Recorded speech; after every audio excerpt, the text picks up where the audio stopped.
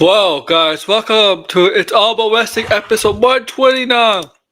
I'm your host, AW, and we're presenting you my wrestling channel, latest SmackDown. Latest SmackDown for all your wrestling news and content. If you're new here, sorry about the cough. It's not a major cough, I'm sorry if I'm coughing. But if you're new here, welcome. Sub, like, do all that shit, please. We're gonna do that. Do that for me, please. If you can. If you can, guys. Tonight, we got stuff to talk about. We're going to go over Saturday night's main event. Okay? WWE Saturday night's main event. That was just past Saturday. We're going to go over that. We're going to go over Tessa Blanchard coming back to TNA. And yeah, we're going to talk about, it is a big discussion, Tessa Blanchard. It is a big topic to talk about. We're going to talk about her return. We're going to talk preview for Raw. And we're going to talk other wrestling related news in the world of wrestling, AEW, WWE, whatever. And whatever, what else? And other wrestling talk. So, yeah, well,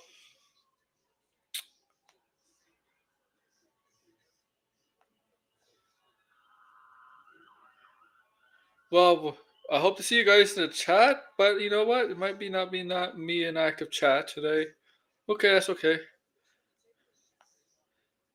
But I'm glad I got two subs the other day during the prediction live stream. The prediction live stream did very well. Almost 300 views. I did not expect that. I did not really expect it. I appreciate everybody who tuned in for that. People that sub, gave their thoughts. I appreciate it. I really do. And I thank you for that. If you please. I appreciate it. Alright, man. Alright, guys. So we got an hour and 15 to Raw. The Raw. Monday Night Raw. We're getting close to Raw debuting on Netflix. A couple weeks away. A couple big matches announced. A rumored big match is announced for Netflix. But we already got some confirmation. Some matches are going to be debut. It's going to happen on the first Raw on Netflix, January 6th of 2025. And we'll definitely talk about that. All right. We're getting closer to 2025. I may on this stream do later on this channel may do a stream over top 5 WWE wrestlers who are the best year of 2025. Top 5 WWE wrestlers, SmackDown and Raw main roster on the male side and then the female side. Okay, and definitely on the female side too. Okay.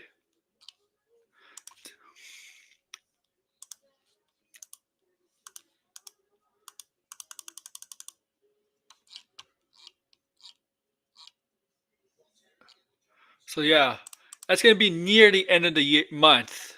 End of the year and the month, the same thing. End of the month is near the end of the year, right? So yeah, whatever. So be on the lookout for that, guys, for sure. I like to do stuff like that. I do want to do a little bit more active wrestling content than just doing this weekly show and a prediction show. I do. So look, I'm trying to get into the mood to do that and trying to get into spirit to do all that. But yeah, tune in for me, guys. Tune in. It's all about wrestling. My buddy Finbar is not going to be around for most of this week. Let you know. But she saw one of the prediction show this past Saturday, right before Saturday's main event. So, okay.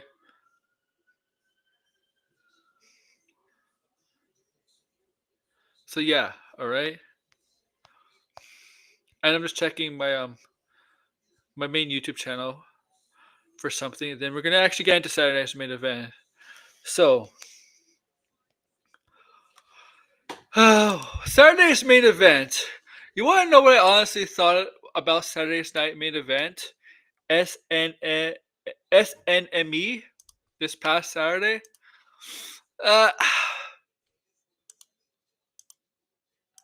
it felt truly, in my opinion, it felt truly like a shorter house show,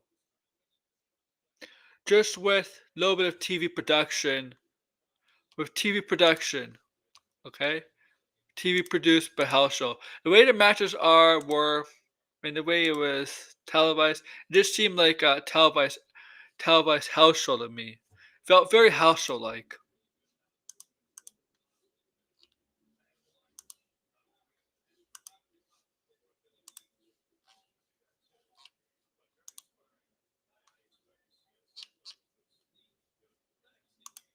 Okay, that's how I felt about Saturday night's main event. It felt like a house show. And don't get me wrong, I've been to house shows and I enjoy house shows. They're fun. They're fun. You know, wrestlers get to do things they're not used to. They get to be a little bit more creative. They don't really have a time limit. They really don't have. They're just allowed to be a little bit more free at house shows. Obviously, this felt like a house show, but it wasn't a house show, obviously, because it was a televised event, a televised show. It's it's like a house show, and they kind of tried to make it like they tried to advertise it like it's a bigger event, almost close like a middle between. It's like best I can say is a between.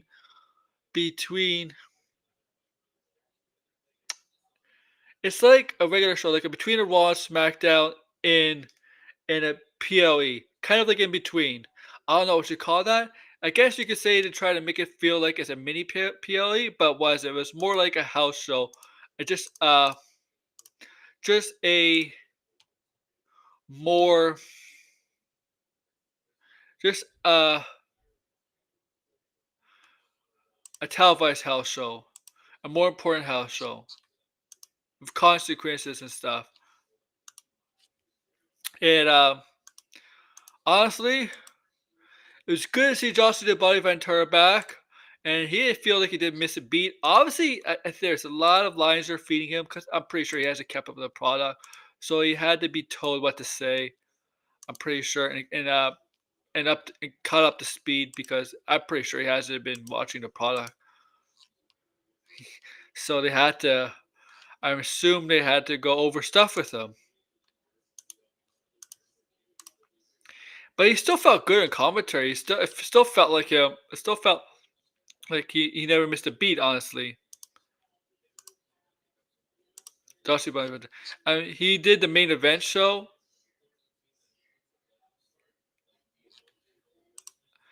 right? He did the main event of Saturday Night's main event. He called it with Pat McAfee, Michael Cole. Yeah, so Pat McAfee is back. He came back, right, to be alongside Michael Cole to call the show. And now we got 5 people watching. That's good. This is good. Welcome, guys. Welcome. All right. Ready for Saturday's main event. And so we got had 5 matches on this card. We did not kick off the show with a title match. We kicked off the show with Drew McIntyre and Sami Zayn. Sami Zayn. Okay? The Samster.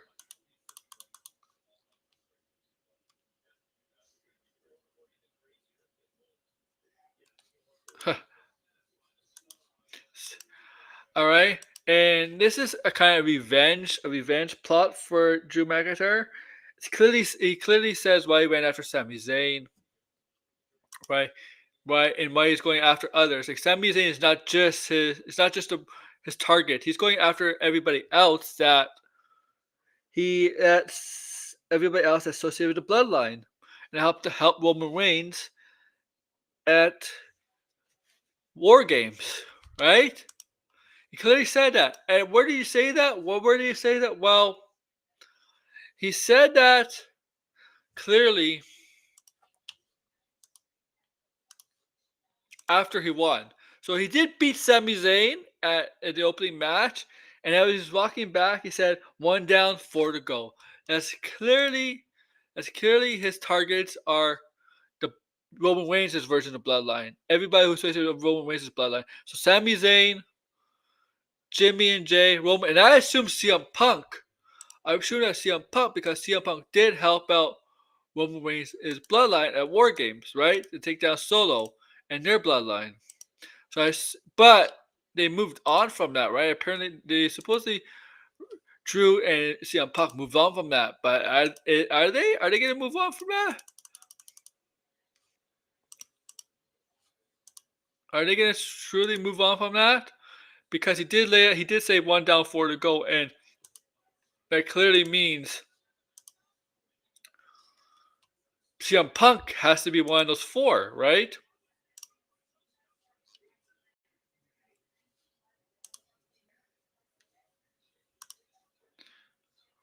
Has to be.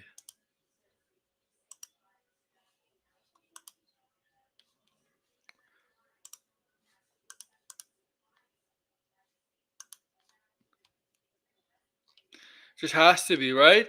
But do we want to see Drew and CM Punk again? I mean, we just finished that Hell in a Cell. That was supposed to be the blow off between the two, right? For the time being. But do you really want to see Drew and Punk get back into things this quickly?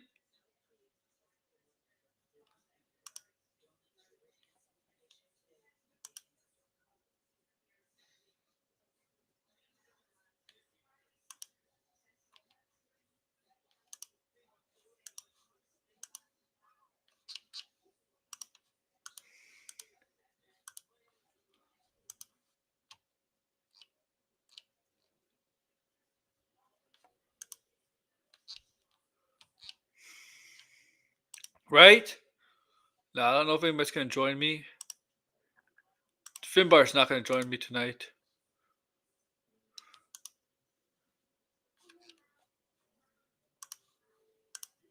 But if he can, if he somehow miraculously he can join me, he has a link.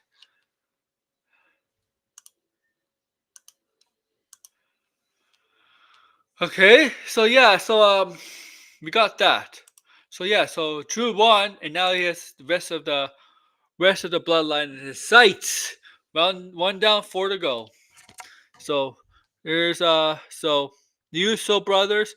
I mean, he did the twins. He did technically attack Jimmy because Jimmy is the Jimmy Hurt. He did attack Jimmy on SmackDown. So the twins, Roman and CM Punk, are all in his sights. Remember, this is all because of what the Bloodline did to Drew. Goes back years, just like Kevin Owens, kind of. What the Bloodline did to Kevin Owens. This is what and this is what the Bloodline, and this is the same thing with Drew. This actually was brought up last year. Brought up last year, Drew's beef with the Bloodline. So it's continuing this year, obviously.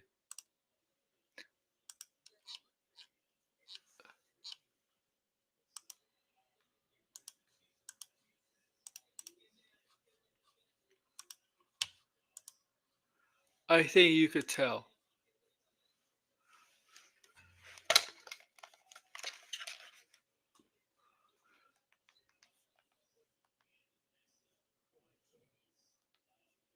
Okay.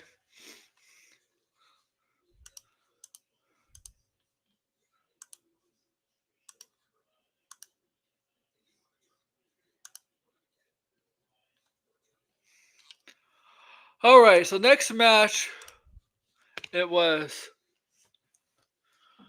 well, it was for the Raw Women's title. Okay? Raw Women's title, the Women's Championship. I don't know what, I'm butchering on the Raw title thing. It was not Nia Jax, Io Sky, the, the, uh,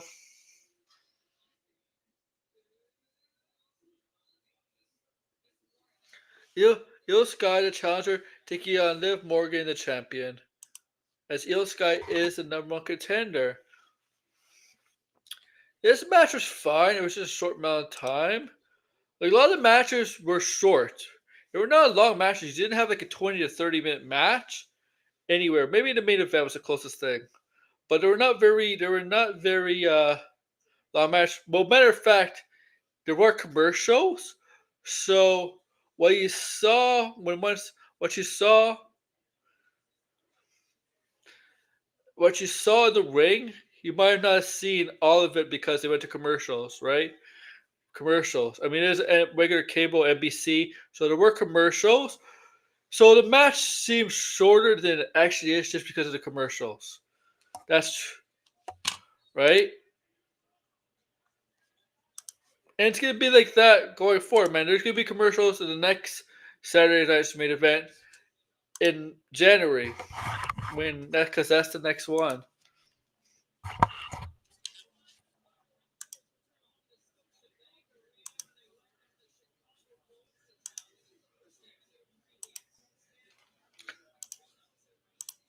That's the next Saturday night's main event is January 25th. So, all right.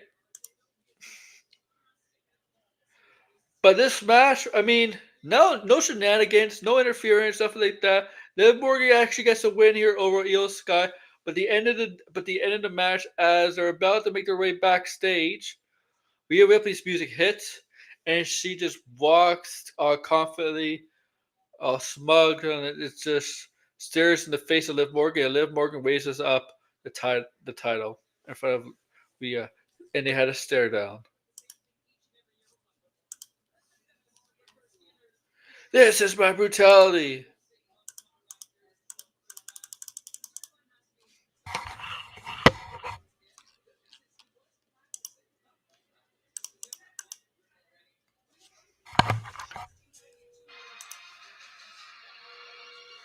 Okay. Excuse me for a sec. Don't know this.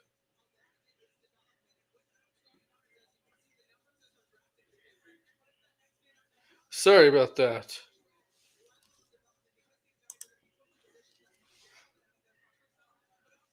I apologize, my friends.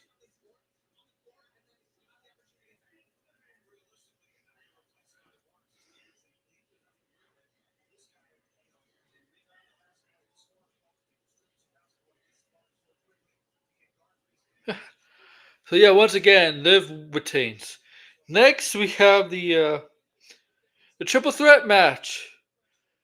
All right, Gunther's defending his title against Damian Priest and Finn Balor.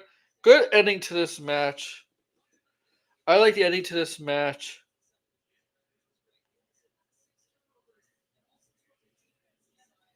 a lot. The power bomb on the steel steps to Damian, and this Gunther just kicks Finn at the end into the turnbuckle and gives him a power bomb and pins him. 1, 2, 3, and Gunther retains the belt, the title, as expected. As expected. There were no title changes on here. In fact, rarely they have title changes. Apparently, in the history of Saturday Night's main event, there was only two, two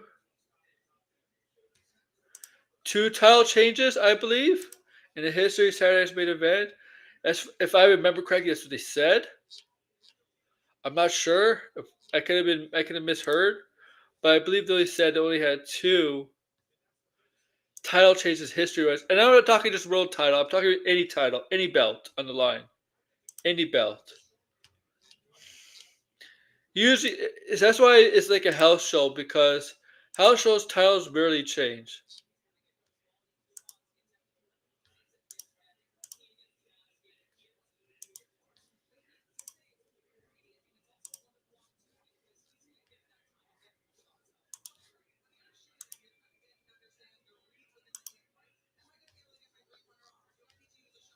They very rarely change. Title changes on house shows.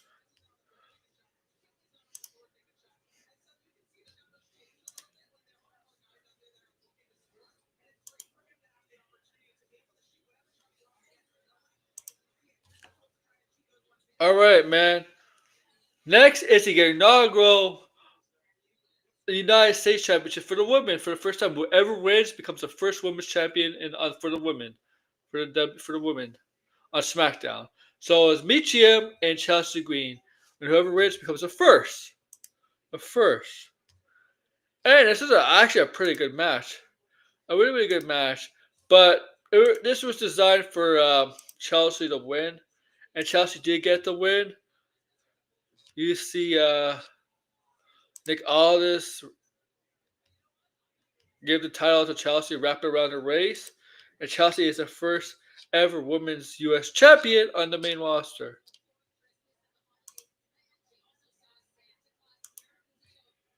And a solid match. And a solid match.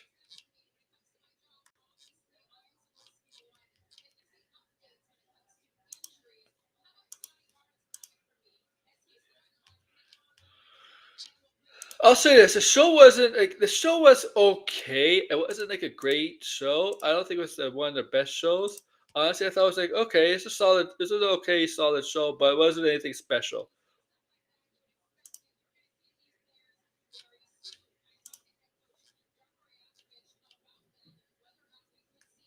That's what I thought about the show right overall before I get into the main event.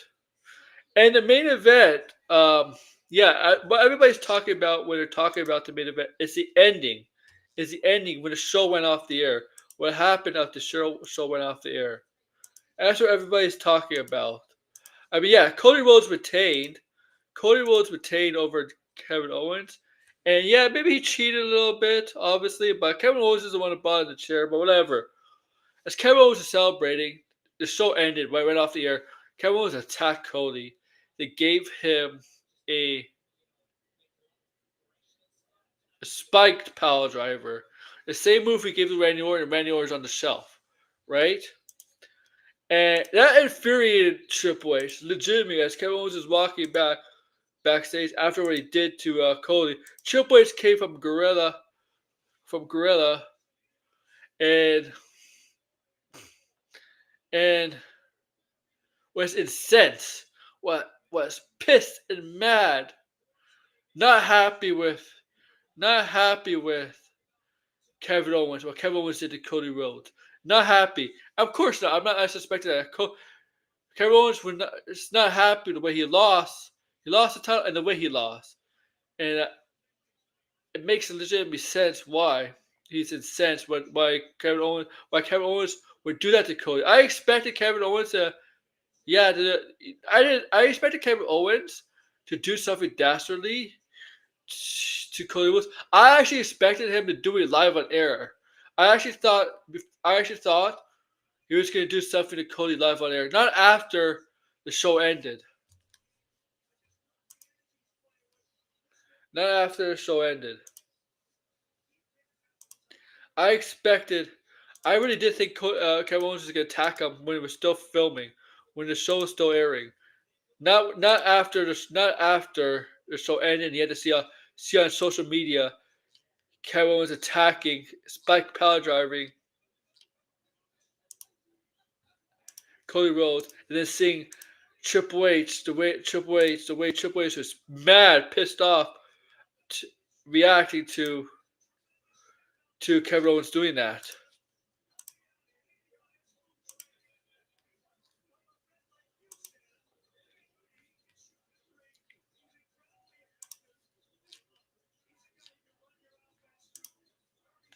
Now the question is, what goes from here out of this show? Well, we're gonna see on Raw tonight, right? We're gonna see on Raw tonight. switching brands, the transfer portal still open, right? I was gonna say bubble again. The transfer portal's open. We're gonna see. We are gonna see.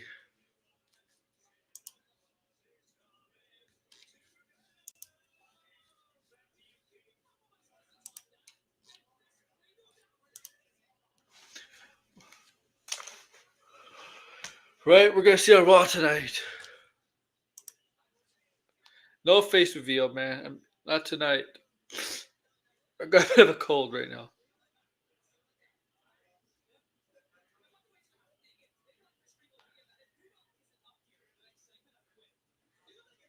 I'm just checking my phone, guys.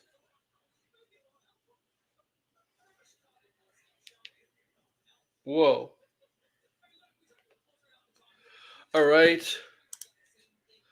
I don't think there's anything else about Saturday's main event. That was an okay show. Wasn't anything special. I guess it's good to see sub legends like Tito Santana, Jimmy Hart, Greg Hammer Valentine, Coca Beware, but yeah, just about it. It's good. It's good to see. It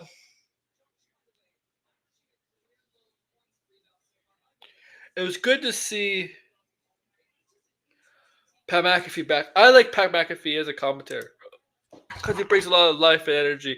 And I'm glad he's coming back full time to to to WWE commentating WWE. I miss his energy, even though I do like Wade Barrett and Corey Graves. But Pac just has this energy that lights up a room and just makes the match so interesting with his energy, with his just makes the show overall better. His energy, especially, yeah, his energy is. He's not bad in the ring either. He's pretty athletic. All right.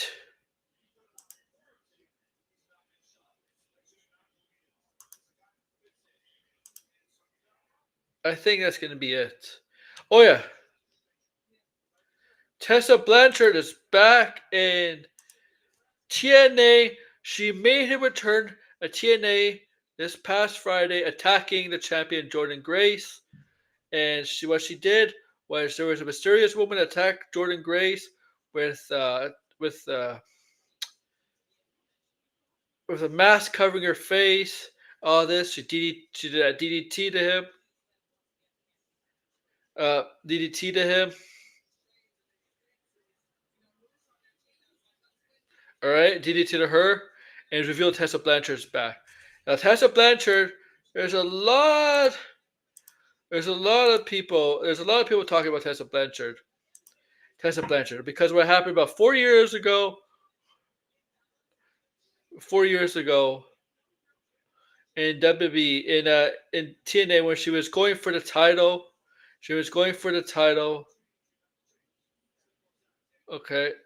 She was going for the title, the men's title, and then the floodgates opened about what she's really like behind the scenes, backstage, that she's not well liked, that she's a bully, that she might be racist, stuff like that. We're talking about what's her name?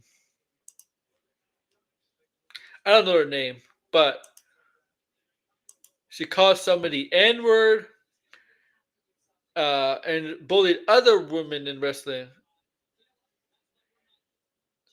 No, she's not. I mean, Tessa's good, but I think there's actually a better women wrestler in here now. Here, okay. She doesn't do anything special that stands out, honestly. Um, but that happened, and there's some wrestlers. I mean, there's some wrestlers in WWE and AEW that don't like her, right? Never liked her, like Chelsea Green, for example. Whatever. Okay, all right, and well, WWE and AEW stayed away from her. I mean, I wouldn't. If there was no baggage, if she had no baggage, she'd be one of these companies right now. WWE or AEW. She'd be one of these companies. Right, I think she would be in WWE right now. I think she'd be in WWE a long time ago. If there's no baggage with her. What at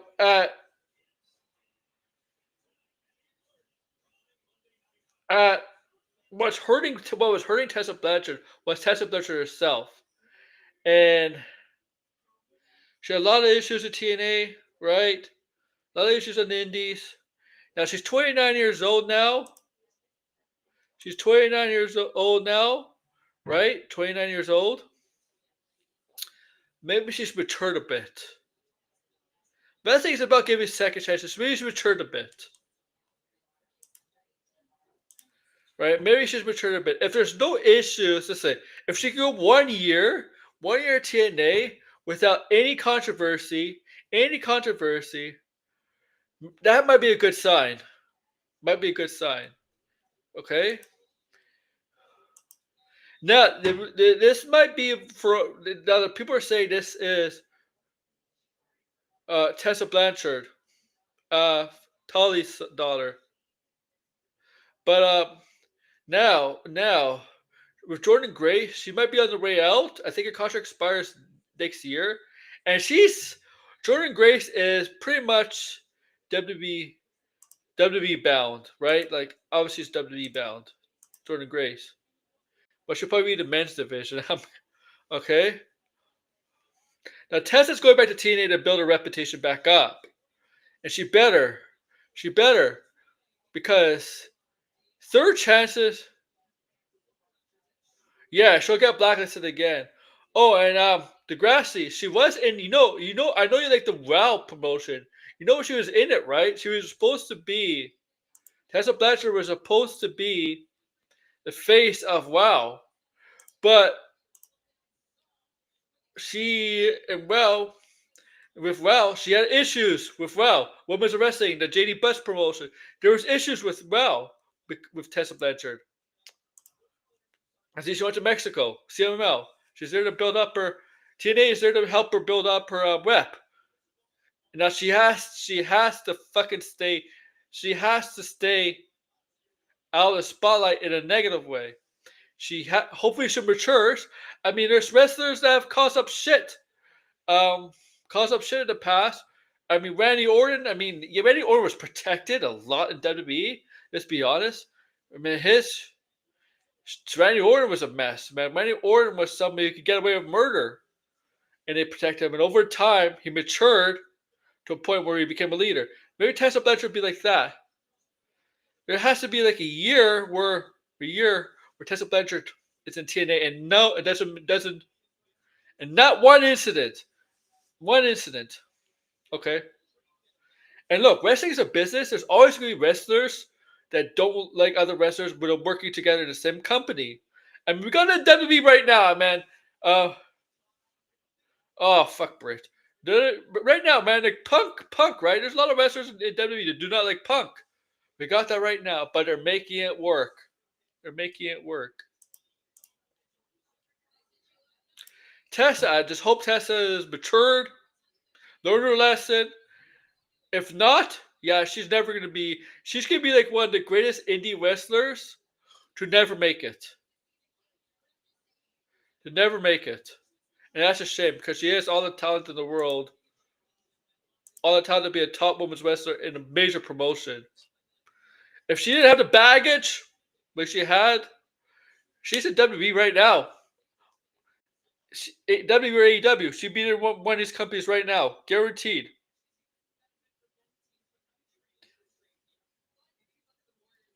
And right now. And here's the thing. If things are going through good for a few months, and WWE, AEW and TNA or NXT and TNA do that cross promotion, they do the cross promotion, and if we see her on NXT TV, that's a good sign. That means WWE is willing to give her a chance. Not just TNA, but WWE. That's a good sign. But that's really up to her. That's really up to her attitude, and and just not get in trouble. If things don't go right, suck it up. Suck it up.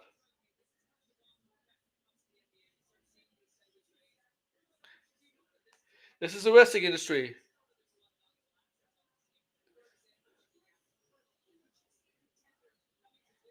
Oh yeah, it was.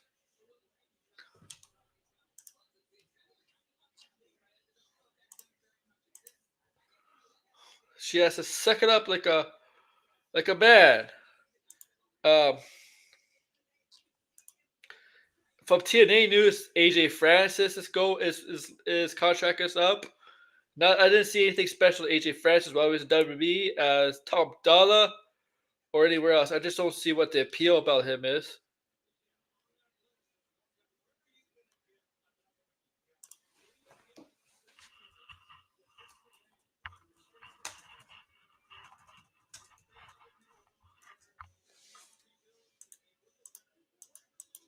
Okay, fuck Top Dollar. I mean, what the fuck? Who's gonna get Top Dollar? Seriously, no. Or AJ Francis. Now Joe Henry has a title match with Dolph Ziggler or Nick Nemeth, right? Right for the title. Um, Janong should be happy about that, but Janong may not be happy. I heard some stuff about this. I heard some stuff. The reason why she not got signed after NXT was like apparently some. Yeah, it could be some baggage problems. Yeah, could be some issues with her. Also, I think she was in a relationship with Ricochet. I think she's in a relationship with Ricochet at the time, and Ricochet was about to be signed to WWE, right? Which pretty much signed with WWE, and they kind of broke up, right? Around the same time that Ricochet signed, they broke up. And for that, from what I hear for that breakup, like it wasn't one of those breakups where you just had to break up for it was not a friendliest breakup, the best of breakups at the time. And I guess one of the reasons they didn't want to hire her is because of what the awkwardness would be like if they have Tessa and Ricochet in NXT at the same time. It was not exactly breakup where this is for best of us. This is one of those. It was a breakup that was not a good breakup. You know, because if you don't know, Tessa and Ricochet did date. Tessa and Ricochet did date when Ricochet signed WWE, I believe, and when Tessa was in the Mae Young Classic.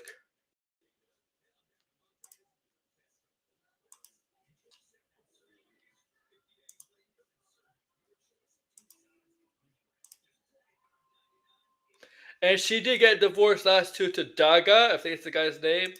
Yeah. She got divorced last year, yeah. That's true.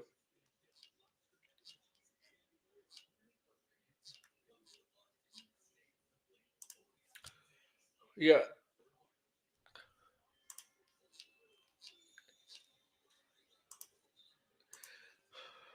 I think what the problem with Tessa is, I think some people see her so she has a better than you attitude, like a certain arrogance, certain cockiness, and rubs people the wrong way,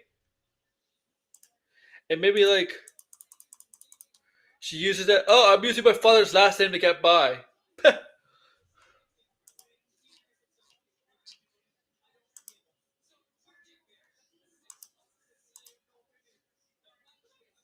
Be right back, man.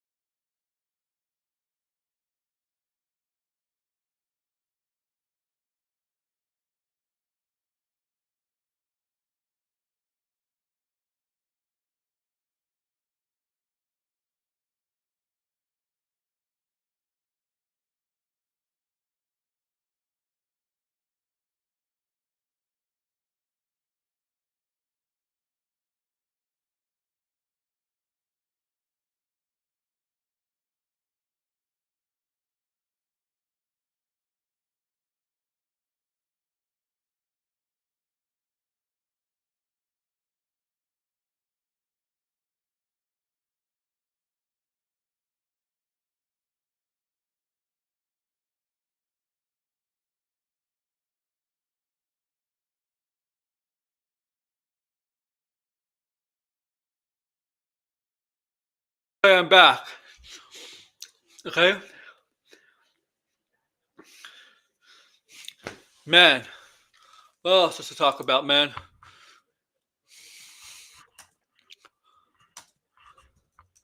I mean, we're swim bars here. It'd be a lot of stuff talking. We'll be having so much fun talking about other stuff. um,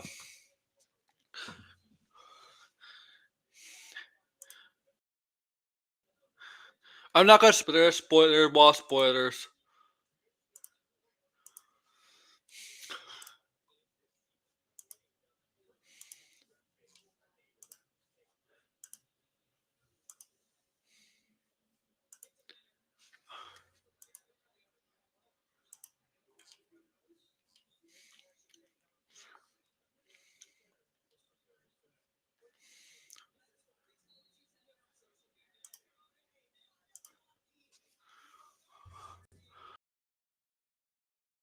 Oh man.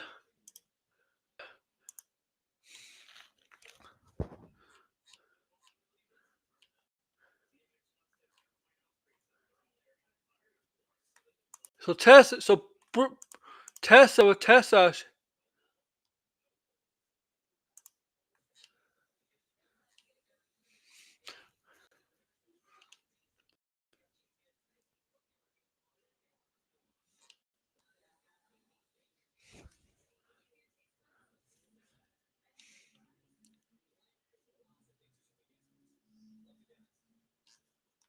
I don't know. Yeah, it might be getting desperate. I actually do think Joe Henry will win the title, Genesis. I actually do think. I don't think. I disagree with Red though.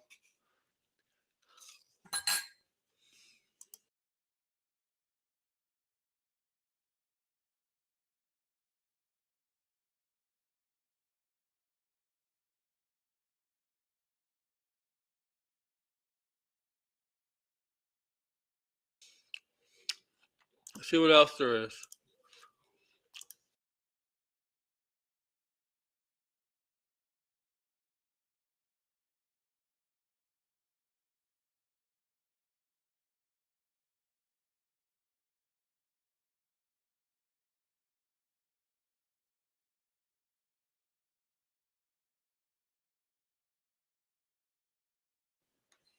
CM Punk is going to kick off the show tonight on Raw.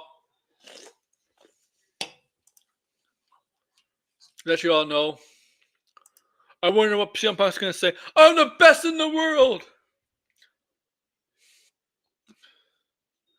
I'm the best in the world. That's just what he's going to say. Like a maniac.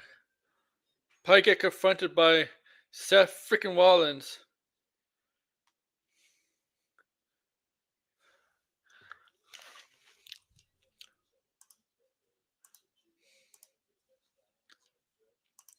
I don't know, man. She has to.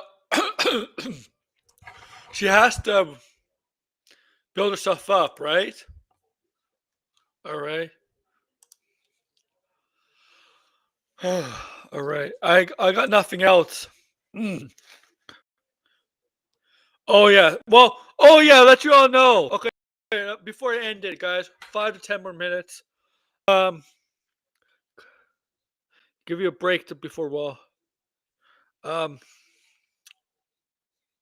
Roman Reigns and Solo Sikoa are gonna face each other at the debut of Raw on Netflix, January 6th. One-on-one fun. We get that one-on-one match between Roman and Solo on January 6th, and this will definitely be for the leaders of the Bloodline. Finally, to get to face each other one-on-one. Okay, and as obviously they want to. WWE and Netflix want to make the first Netflix on Raw a big event, like a bigger Raw, right? They want to make this Raw, this debut Raw, a more special Raw, a bigger Raw, a bigger event, a bigger Raw event than a typical Raw, right?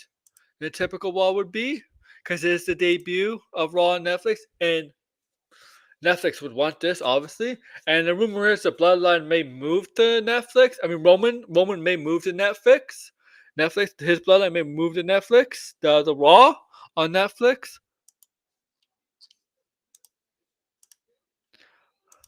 And so we might see, and this could go. I mean, Drew McIntyre could get involved in this match. He's clearly gunning after the Bloodline one by one. So Drew McIntyre could clearly get involved. But this is a match Roman has to win. To me, in my opinion, Roman has to win this match. Finally get his true revenge on Solo. Just all to himself. No family members by his side, and no Solo's uh, uh, allies by his side. Just one on one. No tag team match, no special stipulation match. There's a one-on-one match, leader versus leader, family versus family, blood versus blood, etc. And there's a rumor is that CM Punk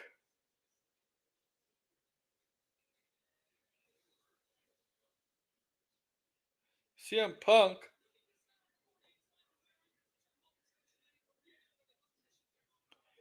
and Seth Rollins may have a match on the debut of on Netflix.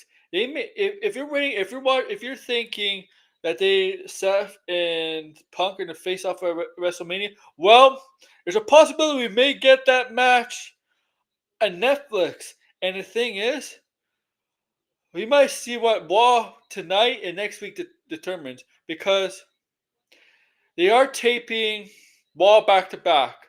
They're gonna have next week's Monday is gonna be a night off for WWE, so because of Christmas, I believe. So I believe they're taping Raw back to back, back to back, and I believe and obviously CM Punk and Rollins are the focus point of their story going on, right? And they might actually go. They might actually go at it. WWE might actually put them on Netflix's Raw debuts card. There's a rumor going around, and we may get an answer to that tonight, or next week on the tape version.